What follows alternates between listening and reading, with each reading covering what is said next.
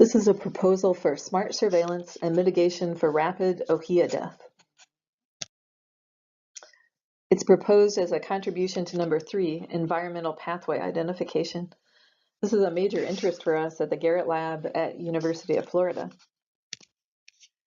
We work in several different systems to identify key locations and timing for sampling and for managing diseases. For rapid Ōhiʻa death, we're proposing this solution to be implemented in collaboration with a community of practice that works for sampling and management in the field. We'd put this at a technical readiness scale around TRL 4. We're currently working on 2 pathosystems that are similar in a lot of ways to rapid Ōhiʻa death. It would take approximately 4 months to adapt our models and code for rapid Ōhiʻa death so that they'd be ready for testing in the field. We work quite a bit in epidemic network analysis and integrating networks with other aspects of epidemic assessment and the development of strategies.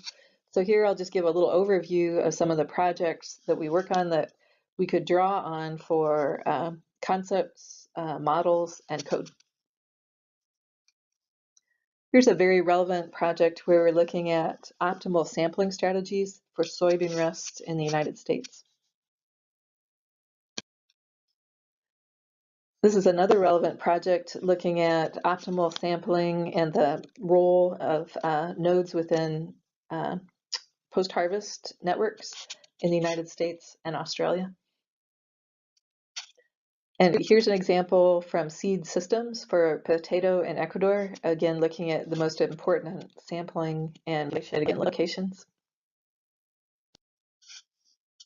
Likewise here for sweet potato in northern Uganda, integrating the seed system traits and the landscape traits. Now we're developing these same concepts for cassava mosaic disease risk in Southeast Asia, including weather risk integrated along with the dispersal risks. We're also modeling Laurel wilt disease in the United States, a disease that has a lot in common with rapid Ōhiʻa death. And we're developing models that integrate the effects of storms and epidemic networks in avocado. We welcome the opportunity to use these concepts, codes, and models to make the management of rapid Ōhiʻa death more effective and more efficient.